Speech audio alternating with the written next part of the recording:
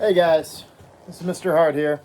I will be reading this book here, Lord of the Flies, over the next couple of weeks as we read through it together. Um, I'm hoping you guys, I don't know, will give this a watch. And so I'm going to get started now, but this is Lord of the Flies. It's written by William Golding, so you guys can see here. I mean, you all have a copy, but one thing before we begin, guys, I want everyone just to kind of look at the cover, maybe give the back a quick read, folks, just to help kind of let you guys know what's in store for you here. Just a little overview. This is a book about a society of boys who pretty much are stranded together and they have to form a society on their own. And they have to create their own rules on how they would survive in that society. So for today, we're just going to read the first chapter. And with that, if we can all kind of buckle in, I'm going to begin that first chapter now. Chapter 1. The Sound of the Shell. The boy with fair hair lowered himself down the last few feet of rock and began to pick his way towards the lagoon. Though he had taken off his school sweater and trailed it now from one hand, his gray shirt stuck to him, and his hair was plastered to his forehead. All around him, the long scar smashed into the jungle was a bath of heat. He was clambering heavily among the creepers and broken trunks when a bird, a vision of red and yellow, flashed upwards with a witch-like cry, and this cry was echoed by another. "Hi," it said. "Wait a minute." The undergrowth of the side of the scar was shaken, and a multitude of raindrops fell pattering. "Wait a minute," the voice said. "I got caught up." The fair boy stopped and jerked his stocking with an automatic gesture and made the jungle seem for a moment like the home counties. The voice spoke again. "I can't hardly move with all these creeper things." The owner of the voice came backing out of the undergrowth so that twigs scratched on a greasy windbreaker. The naked crooks of his knees were plump, caught and scratched by thorns. He bent down, removed the thorns carefully, and turned around. He was shorter than the fair boy and very fat. He came forward, searching out safe lodgments for his feet, and then looked up through the thick spectacles. "Where's the man with the megaphone?" The fair boy shook his head. "This isn't an island. I mean, at least I think it's supposed to be an island. That's a reef out there by the sea. Perhaps there aren't any grown-ups anywhere." The fat boy looked startled. "There was that pilot, but he wasn't in the passenger cabin. He was up in the front." The fair boy was peering at the reef through the screwed-up eyes. "All them other kids," the fat boy went on, "some of them must have gotten out. They must have gotten out, mustn't they?" The fair boy began to pick this way as casually as possible towards the water. He tried to be offhand and not too obviously uninterested, but the fat boy hurried after him. "Aren't there any grown-ups at all?" "Nah, I don't think so." The fair boy said this solemnly, but the delight of this realized ambition overcame him. In the middle of the scar, he stood on his head and grinned at the reversed fat boy. "There's no grown-ups!" The fat boy thought for a moment. "But that pilot!" The fair boy allowed his feet to come down and sat on the steamy earth. "He must have flown off after he dropped us. He couldn't land there, not in a plane with wheels." "We was attacked!" He'll be back all right." The fat boy shook his head. "When we was coming down, I looked through one of them windows and I saw the other part of the plane. There were flames coming out of it." He looked up and down the scar. "And this is what the cabin had done." The fair boy reached out and touched the jagged end of a trunk, and for a moment he looked interested. "What happened to it? Where's it gone now?" "The storm dragged it to the sea. It wasn't half dangerous with all them trees trunks falling. There must have been some kids still in it." He hesitated for a moment, then he spoke again. "What's your name?" "Ralph." The fat boy waited till he asked his name in return, but the proffer of acquaintances was not made, and the fair boy, called Ralph, smiled vaguely, stood up, and began to make his way up towards the lagoon. The fat boy hung steadily on his shoulder. "I expect there's more of us scattered about. You haven't seen any others, have you?" Ralph shook his head and increased his speed. Then he tripped over a branch and came down with a crash, and the fat boy stood by him, breathing hard. "My auntie told me not to run," he explained. On account of my asthma. Asthma? That's right. Can't catch my breath. I was the only boy in our school that had asthma. And that fat boy with a touch of pride. And I've been wearing specs since I was 3. He took off his glasses and held them to Ralph, blinking and smiling, and then he started to wipe them with his grubby windbreaker.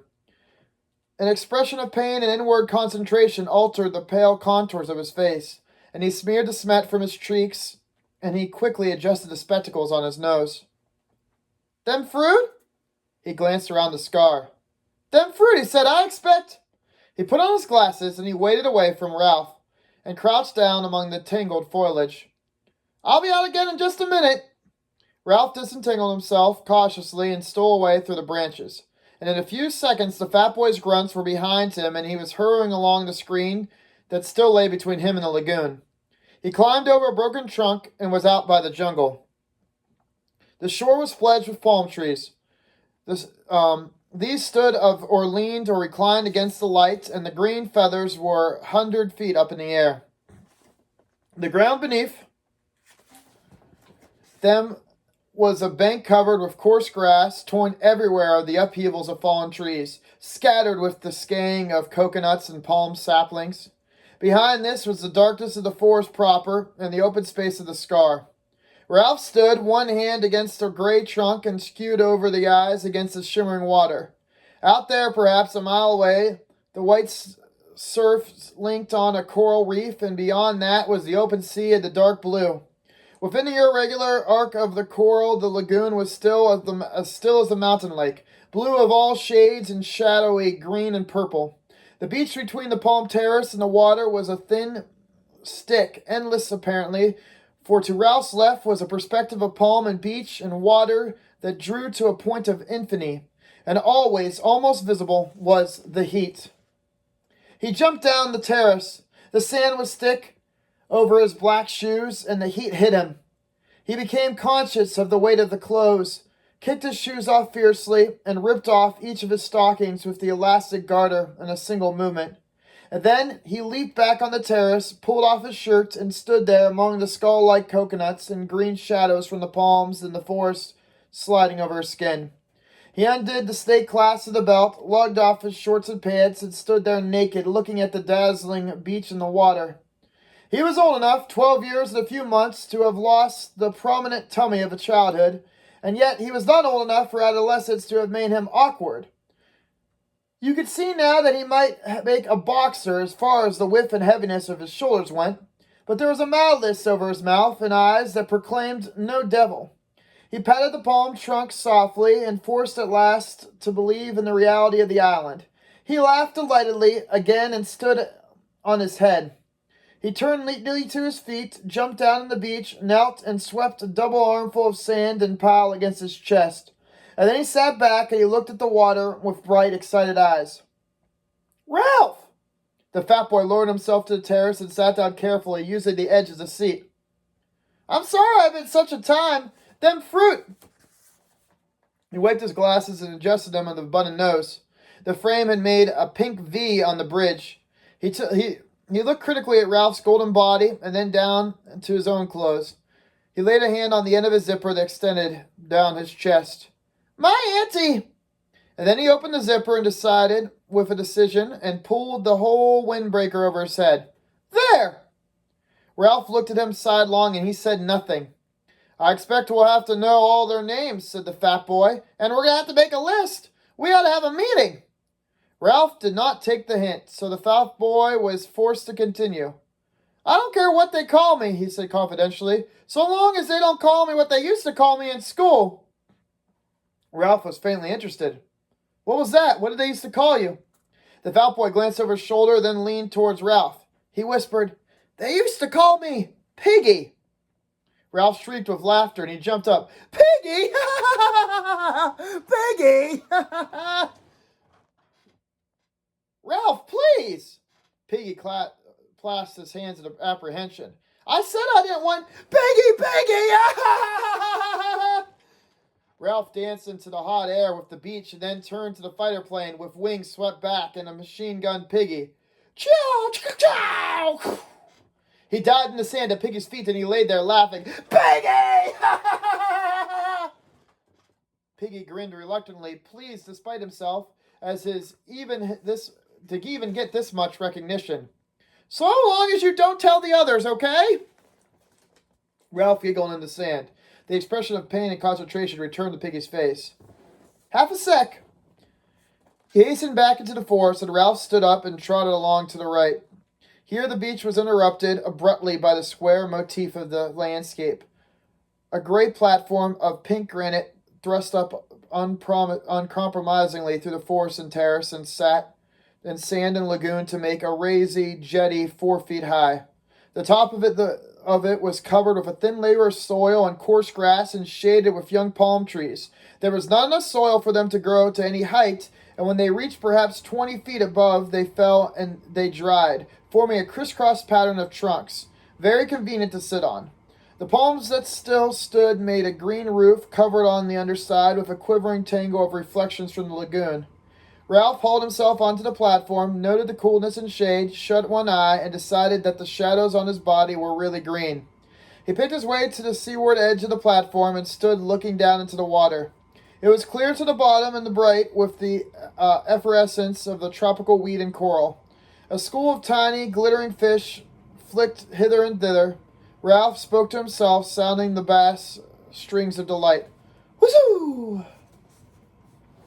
Behind the platform, there was more enchantment. Some act of God, a typhoon perhaps, at the storm that accompanied his own arrival. It had banked sand inside the lagoon so that there was a long, deep pool on the beach and a high ledge of pink granite on the further end. Ralph had been deceived before now by the specious appearance of depth in the beach pool, and he approached this one appearing to be disappointed. But the island ran true to form with the incredible pool, which clearly was only invaded by the sea of the high tide, was so deep on one end as to be dark green. So Ralph inspected the whole 30 yards carefully, and then he plunged in.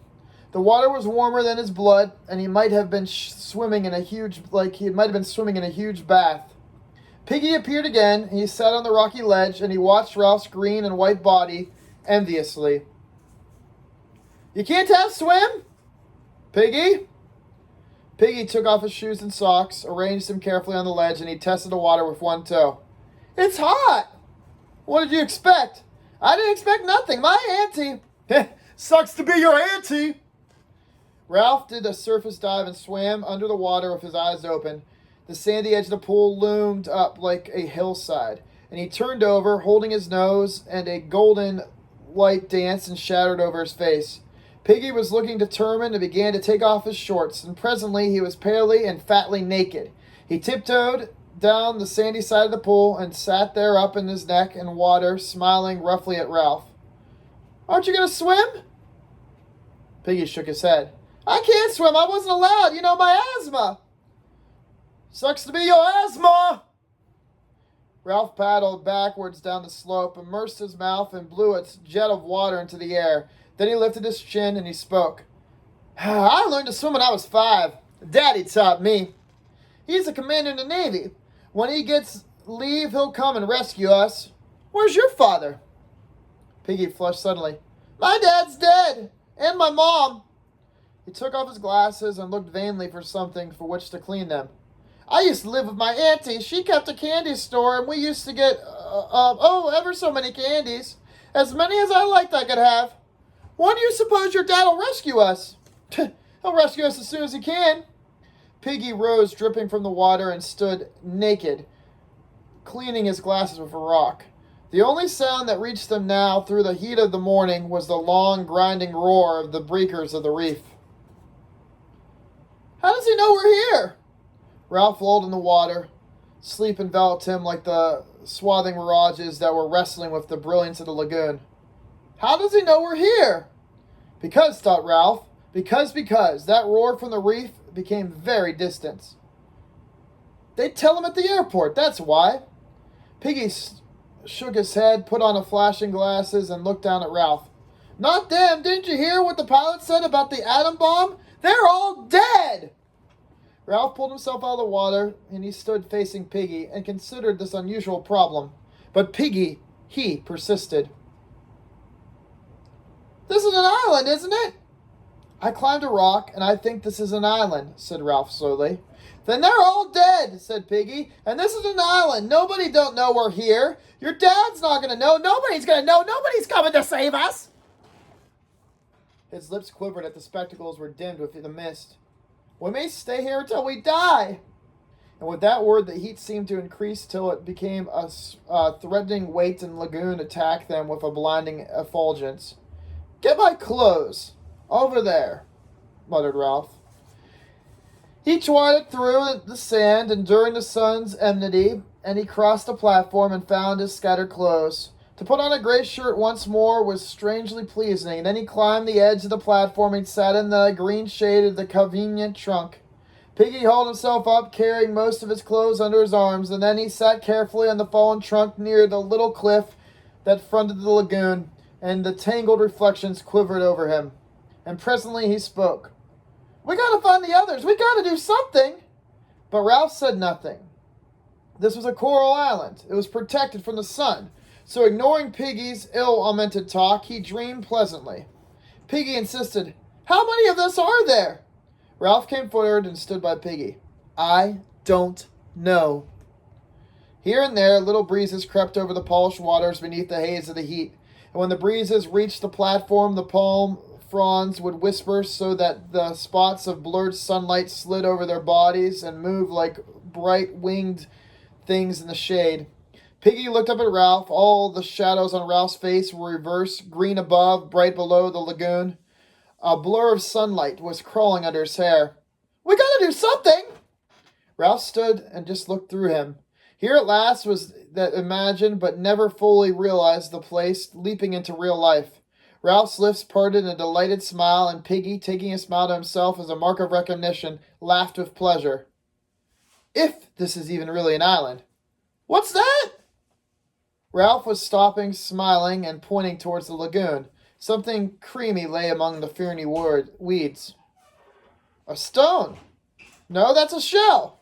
Suddenly Piggy was abubble with decorous excitement.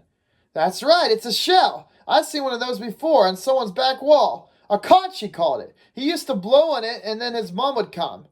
It's ever so valuable. Near to Ralph's elbow, a palm sapling leaned over the lagoon. Indeed, the weight was already pulling a lump from the poor soil, and soon it would fall. He tore out the stem and began to poke through the water, while a brilliant fish flicked away on the side of that. Piggy leaned dangerously. Careful, you're going to break it. Shut up, Piggy. Ralph spoke absently. The shell was interesting and pretty and worth playing with, but the vivid phantoms of his daydreams still interposed between him and Piggy, who in this context was irrelevant. The palm sapling bending, pushing the shell across the weeds, Ralph used one hand as a fulcrum, and he pressed down with the other till the shell rose, dripping, and Piggy could make a grab. Now the shell was no longer a thing seen, but one to be touched, and Ralph, too, became excited. And Piggy babbled. A conch! Ever so expensive! I bet you wanted to buy one. You would have to pay it pounds and pounds and pounds and pounds. Oh my, he had it in his garden wall, and my auntie... Ralph took the shell from Piggy, and a little water ran down his arm. In color, the shell was deep cream, touched here and there with a fading pink. Between the point, worn away into a little hole, and the little lips of the mouth lay 18 inches of shell, and pink lips on the mouth lay 18 inches of shell with a slight spiral twist and covered with the delicate embossed pattern. Ralph shook sand off the deep tube. Moved like a cow, he said. He had some white stones, too, and a birdcage and green parrot. He didn't know the white stones, of course, and he said... Piggy paused for a breath, and he stroked the glistening thing that lay in Ralph's hands. Ralph! Ralph looked up. We can use this to call the others. We can have a meeting. They'll come when they hear us. He beamed at Ralph. That was what you meant, didn't you? That's why you wanted to get the conch out of the water in the first place. I get it now. Ralph pushed back his front hair. How'd your friend blow the conch? He's kind of spat. My auntie wouldn't let me blow on account of my asthma. She said that if you blew from down there... Piggy landed a hand on the jutting abdomen. So you should try, Ralph. You can do it. You don't have asthma. You should call the others. Doubtfully, Ralph laid the small end of the shell against his mouth, and he blew. There came a rushing sound from his mouth, and nothing more. Ralph wiped the salt water off his lips, and he tried again, but the shell remained silent. He kind of spat. Ralph pursed his lips, and he squirted the air into the shell, which emitted a low, farting noise. Then amused both the boys so much that Ralph went on squirming for some minutes between bouts of laughter. He blew from down there, right there. That's where you gotta blow. Ralph grasped the idea and hit the shell with the air from his diaphragm. Immediately the thing sounded. A deep, harsh note boomed into the palms, spread through the intricacies of the forest, and echoed back with the pink granite of the mountain. Clouds of birds rose from the treetops, and something squealed and ran in the undergrowth. Ralph took the shell away from his lips. Gosh! His ordinary voice sounded like a whisper after the harsh notes of the conch. He laid the conch against his lips, and he took a deep breath, and then blew once more. The note loomed again, and then at the firmer pressure, the note, fuking up an octave, became the strident blare, more penetrating than before. Piggy was shouting something, his face pleased, his glasses flashing. The birds cried, small animals scuttered, and Ralph's breath failed. The note dropped from the octave, became a low wubber, and was a rush of air. The conch was silent, a gleaming tusk, and Ralph's face was dark with breathlessness, and the air over the island was full of bird clamor and echoes ringing. I bet you can hear that for miles. Ralph found his breath and a series of short blasts. Piggy explained, There's one! A child appeared among the palms, about 100 yards away from the beach. He was a boy of perhaps 6 years old, sturdy and fair. His clothes were torn, and his face was covered with a sticky mess of fruit. His trousers had been loosed for obvious purpose, and he had been the only one pulled back halfway. He jumped off the palm terrace into the sand, and his trousers fell about his ankles. He stepped out of them and trotted to the platform. Piggy helped him up. Meanwhile, Ralph continued to blow till voices shouted in the forest. The small boy squatted in front of Ralph, looked up brightly and vertically, and as he received the reassurance of something purposely being done, he began to look satisfied, and the only clean digit, a pink thumb, slid into his mouth. Piggy leaned down to him. What's your name? Johnny. Piggy muttered the name to himself, and then he shouted to Ralph, who was not interested because he was still blowing the conch. His face was dark with the violent pleasure of making his stupendous noise, and his heart was making a stretched shirt shake. The shouting in the forest was nearer. Suddenly there were signs of life that were visible now from the beach. The sand, trembling beneath the heat haze, concealed many figures. In its mile of length, boys were making their way towards the platform through the hot, dumped sand. 3 small children, no older than Johnny, appeared from startlingly close at hand, and there had been a gorging fruit in the forest. A dark little boy, not much younger than Piggy, parted in a tangle of undergrowth, walked on the platform and smiled cheerfully at everybody. More and more, all of them came. Taking their cue from the innocence of Johnny, they sat down on the fallen palm trunk and waited. Ralph continued to blow short, penetrating blasts, and Piggy moved towards the crowd, making names and frowning to remember them. The children gave him the same simple obedience that they had given to the men with the megaphones. Some were naked, and some were carrying their clothes.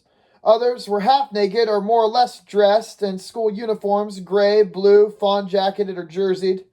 There were badges, mottos even, strips of color and stockings and pullovers. Their heads clustered above the trunks and the green shades, heads brown, fair, black, chestnut, sandy, mouse-colored, heads muttering, whispering, heads full of eyes that watched Ralph and speculated. Something was being done. The children who came along the beach singing singly or in twos leaped into visibility when they crossed the line from the heat haze to the near sand. Here the eyes were first attacked to a black, bat-like creature that danced in the sand and only later could be perceived as a body above it. The bat was the child's shadow, trunked by the vertical sun to a patch between the hurrying feet. Even while he blew, Ralph noticed the last pair of bodies that reached to the platform and fluttering patch of black. The 2 boys, bullet-headed with the hair like in tow, flung themselves down and lay grinning and panting as Ralph, like dogs. They were twins, and they and the eye was shocked and incredulous at such cheery duplication. They breathed together, and they grinned together, and they were chunky and vital. They raised wet lips at Ralph, for they seemed provided with not quite enough skin, so their profiles were blurred and their mouths were pulled open. Piggy bent his flashing glasses to them and could be heard between the blasts repeating their names. Sam, Eric, Sam, Eric. Then he got muddled, and the twins shook their heads and pointed at each other, and the crowd laughed. At last Ralph ceased to blow and just sat there, the conch trailing from his hand, his head bowed to one knee. As the echoes died away, so did the laughter, and there was this silence. Within the diamond haze of the beach between the dark and fumbling along, Ralph saw it first, and then watched till the intentness of his gaze drew all eyes that way. And then the creature stepped from mirage onto the clear sands, and they saw that the darkness was not all shadows, but mostly clothing. The creature was a party of boys, marching approximately in step in two parallel lines, and dressed in strangely eccentric clothing. Shorts, shirts, different garments they carried in their hands, but each boy wore a square black cap and a silver badge on it. Their bodies from throat to ankle were hidden by black cloaks, which bore a long silver cross on the left breast, and each neck was finished with a ham-bone frill. The heat of their tropics, the descent, the search for food, and now the sweaty march along the blazing beach had given them the complexions of a newly washed plums. The boy who controlled them was dressed in the same way through his cap badge, which was golden. When the party was about 10 yards from the platform, he shouted an order, and they halted, grass sweaty, swaying in the fierce light.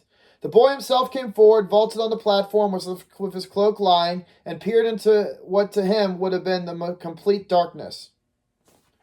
Where's the man with the trumpet? Ralph, sensing his sun-blindness, answered him. There's no man with a trumpet, only me. The boy came down and peered down at Ralph, screwing up his face when he did. What he saw was a fair-faced boy with a creamy shell in his knees that did not seem to satisfy him. He turned quickly, his black cloak circling. Wait, you're telling me there's not a ship then? Inside the floating cloak, he was tall, thin, and bony, and his hair was red beneath the black cap. His face was crumbled and freckled and ugly without silliness. Out of his face stared two blue eyes, frustrated now and turning or ready to turn to anger. Isn't there a man here? Ralph spoke to him back. No, we're having a meeting. Come and join in. The group of cloaked boys began to scatter from the clothesline, and the tall boy shouted at them, Choir, stand still! Wearily obedient, the choir huddled into line and stood there swaying in the sun. Nonetheless, some began to protest faintly. But Meridu, please, Meridu, can't we? Then one of the boys flopped on his face in the sand, and the line broke up. They heaved the fallen boy to the platform and let him lie. Meridu, his eyes staring, made the best of his bad job. All right then, sit down, let him alone. But Meridu, he's always thrown a feint. He did it in Gib, in Addis, and at Madden's over in Precenter. The last piece of shop brought sniggers from the choir, who perched like some blackbirds on the crisscross trunks and examined Ralph with interest. Piggy asked for no names. He was intimidated by the ununiform superiority and offhand authority in Meridu's voice. He shrank to the other side of Ralph and busied himself with his glasses. And Meridu turned to Ralph. Aren't there any grown-ups? No. Meridu sat down on a trunk and looked around the circle. Then I guess we're going to have to look out for ourselves. Secure on the other side of Ralph, Piggy spoke timidly. That's why Ralph made a meeting. So we can decide what to do. We've heard names. That's Johnny. Those two, they're twins, Sam and Eric. Where's Eric? You? No, you're Sam. I'm Sam. I'm Eric. Well, we better have all your names, so I'm Ralph. We got most names, said Piggy. Got them just now. Kids' names. Why should I be Jack? I'm Meridu. Ralph turned to him quickly. Then there was a voice of one who knew his mind. Then went on Piggy, that boy I forget. You're talking too much. Shut up, fatty. Laughter arose. He's not fatty. His real name's Piggy. Piggy? Piggy? Oh, Piggy! A storm of laughter arose from the tiniest child as he even joined in. For that moment, the boys were a closed circuit of sympathy with Piggy outside, and at that moment he went very pink, and he bowed his head, and he cleaned his glasses again. Finally, laughter died away, and the naming continued. There was Maurice, next in size among the choir boys to Jack, but broad and grinning all the time. There was a slight furtive boy, whom no one knew, who kept to himself in the inner intensity of avoidance and secrecy. He muttered that his name was Roger, and he was silent again. Bill, Robert, Harold, Henry, the choir boy who had fainted, sat up with a palm trunk and smiled pallidly at Ralph and said his name was Simon. Then Jack spoke. "We got a side about being rescued." There was a buzz. One of the small boys, Henry, said that he wanted to go home. "Shut up," said Ralph absently, and he lifted up the conch. "Seems to me we ought to have a chief to decide things." "A chief? A chief?" "I ought to be chief," said Jack with a simple arrogance, "because I'm a chapter, chorister, and head boy. I can sing C-sharp, too." There was another buzz. "Well, then," said Jack, He hesitated, and the dark boy Roger stirred at last and spoke up. "Let's all have a voice." "Yes, let's vote for the chief." "Yeah, let's vote." The toy of voting was almost as pleasing as the conch. Jack started to protest, but the clamor changed from the general wish of a chief to an election by acclaim of Ralph himself. None of the boys could have found good reason for this. What intelligence had been shown was traceable to Piggy, while the most obvious leader was Jack. But there was a stillness about Ralph as he sat there and marked him out. There was his size, the attractive appearance, and most obscurely, yet more powerfully, there was his conch. The being that had blown that had sat there waiting for them on the platform with the delicate thing balanced on his knees. That's what set him apart. "Him with the conch! Yeah, him with the conch! Let's vote him in!" "Ralph! Ralph! Ralph! Ralph!" "Yeah, let him be the chief, the guy with the trumpeter thing." Ralph raised a hand for silence. All right. Let's do a vote then. Who wants Jack to be chief?" And with dreary obedience, the choir all raised their hands. All right. Who wants me to be chief?" Every other hand outside that choir except for Piggy's was raised immediately. And then Piggy's too was raised, his hand grudgingly into the air. And Ralph counted. "I guess I'm chief then." The circle of boys broke into applause. Even the choir applauded, and the freckles on Jack's face disappeared under a brush of mortification. He stared up and then changed his mind and sat down again while the air rang, and Ralph looked at him, eager to offer something. "The choir belongs to you, of course." "They could be the army." "Or the hunters. They could be the..." The suffusion drained away from Jack's face, and Ralph waved again for silence. "Jack's in charge of the choir. They can be... What do you want them to be?" "Hunters." Jack and Ralph smiled at each other like a shy liking. The rest began to talk eagerly, and Jack stood up. "All right, choir, take off your togs." And as if he released his class, the choir boys stood up, chattered, piled their back cloaks on the grass, and Jack laid his trunk on Ralph. His gray shorts were sticking to him with sweat, but so Ralph glanced at him admirably, and then went to Jack and saw his glance and he explained. "I tried to get over that hill to see if there wasn't much water around, but your shell called us, so we came." Ralph smiled and held out the conch for silence. "Listen, everybody. I've got to have time to think things out. I can't decide what to do straight off. If this isn't an island, we might be rescued right away. So we've got to decide if this is an island.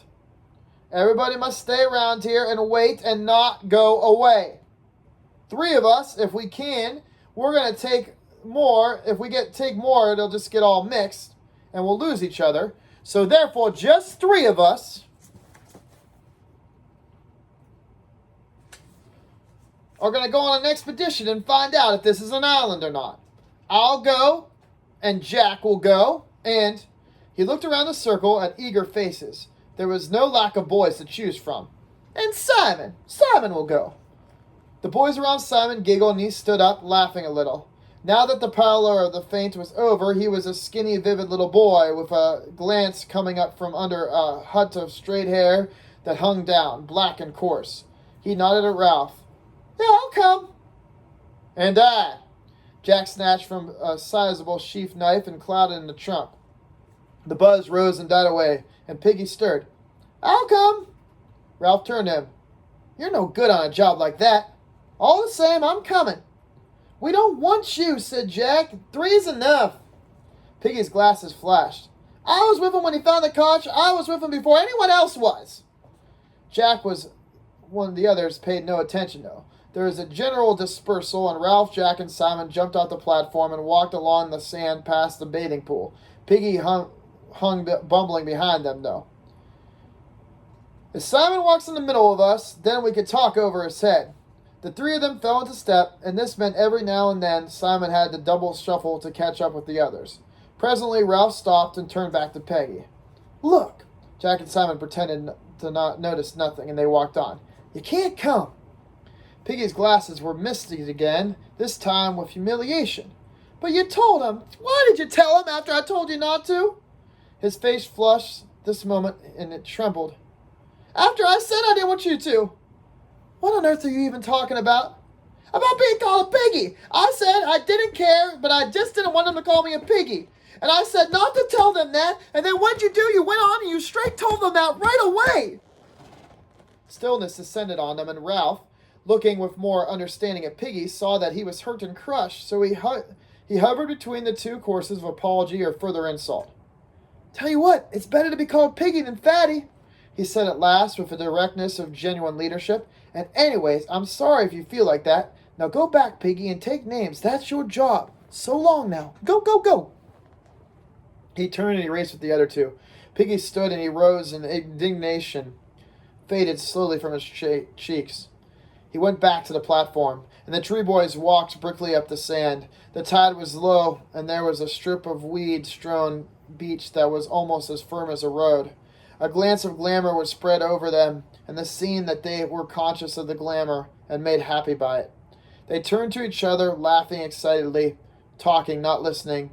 The air was bright, and Ralph, faced by the task of translating all this into an explanation, stood on the head and fell over. When they were done laughing, Simon stroked Ralph's arm shyly, and they all had a laugh again. Come on, said Jack presently. We're explorers. We'll go to the end of the island, said Ralph, and look around the corner. If it's an island. Now towards the end of the afternoon, the mirages were starting to settle in a little bit. They found the end of the island quite distinct and not all magicked out of a shape or sense. There was a jumble of usual squareness and one great block sitting out on the lagoon. There were seabirds that were nesting there too. It's like icing, said Ralph, on a pink cake. We shan't see around this corner, said Jack, because there isn't one. Only a slow curve. Ralph shaded his eyes and followed the jagged outline of the crags up towards the mountain. This part of the beach was nearer the mountain than anything that they had ever seen.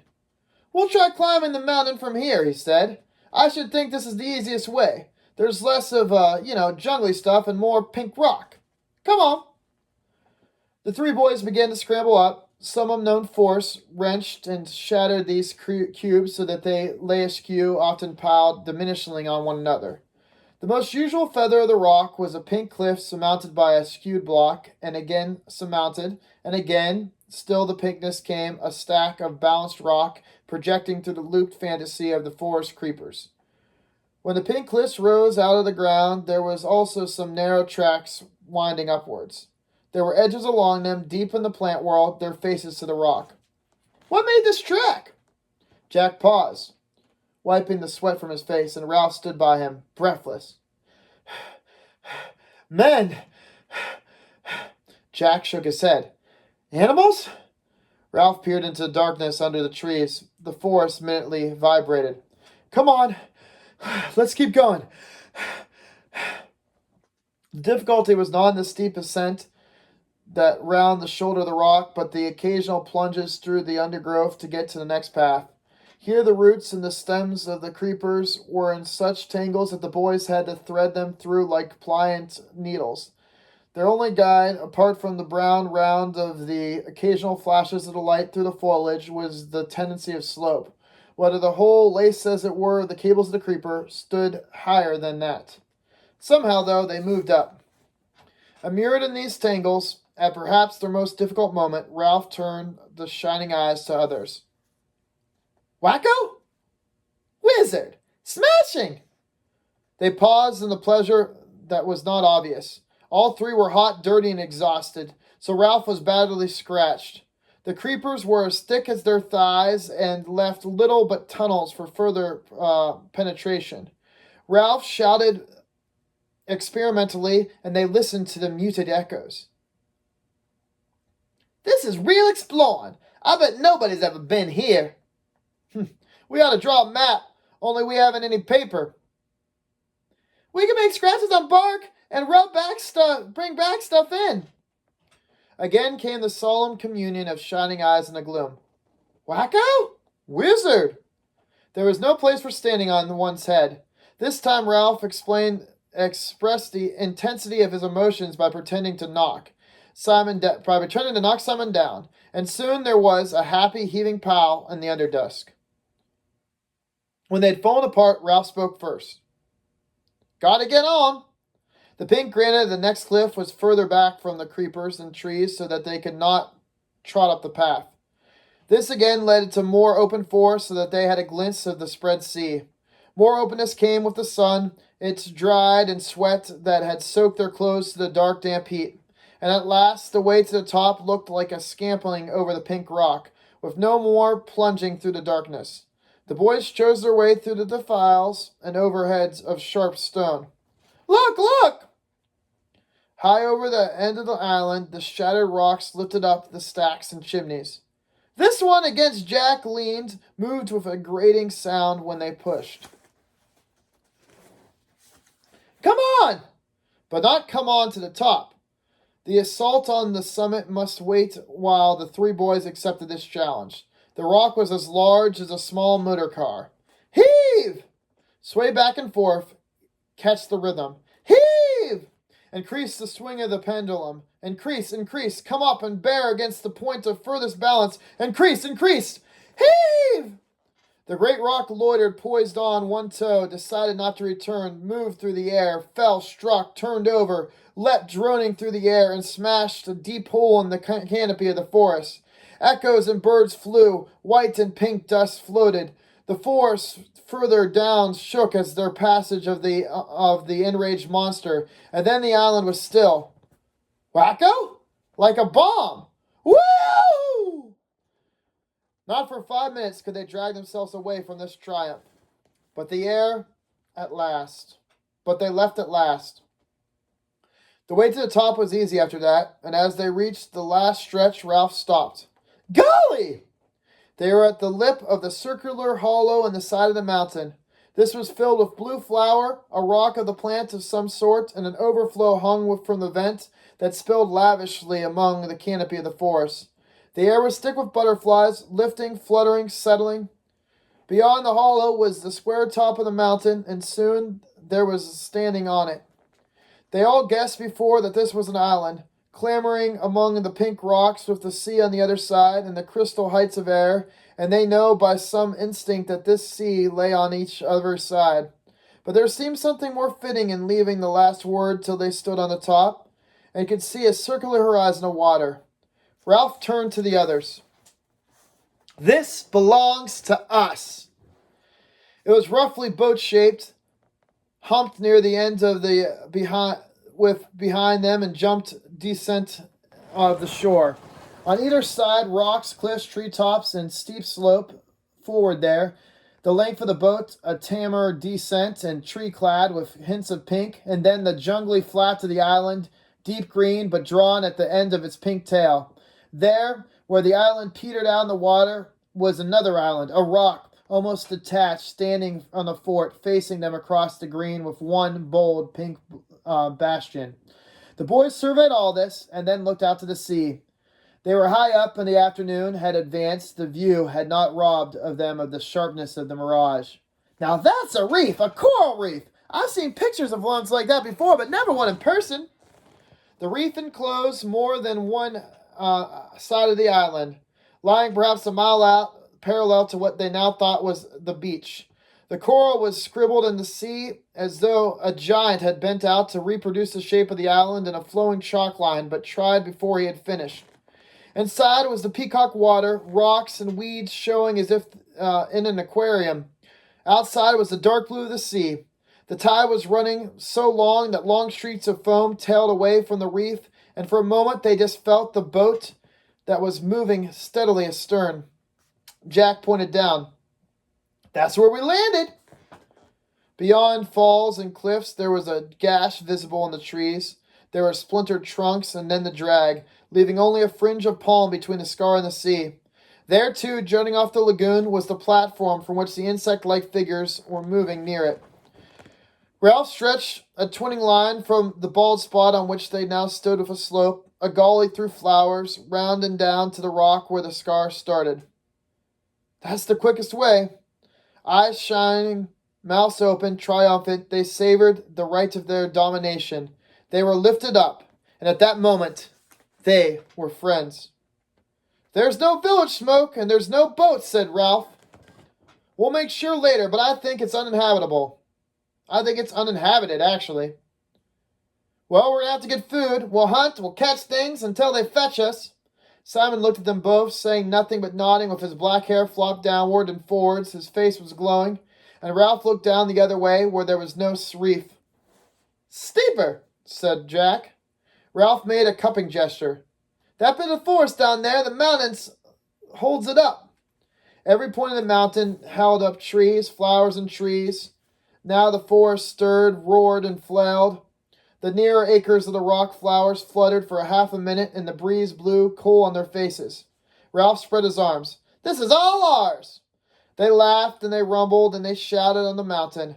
I'm hungry! When Simon mentioned his hunger, the others became aware of theirs. Come on, we found out all we wanted to know for one day. They scrambled down the rock slope, dropped among the flowers, and made their way towards the trees. Here they paused, and they examined the bushes around them curiously, and Simon spoke first. Like candles, bushes, candle buds. The bushes were dark, evergreen, and aromatic, with many buds that were waxen green and folded up against the light. Jack slashed at one with the knife, and the scent spilled over them. Candle buds! You couldn't light them, said Ralph. They would look like just like candle, though. Green candles! We can't eat them, come on!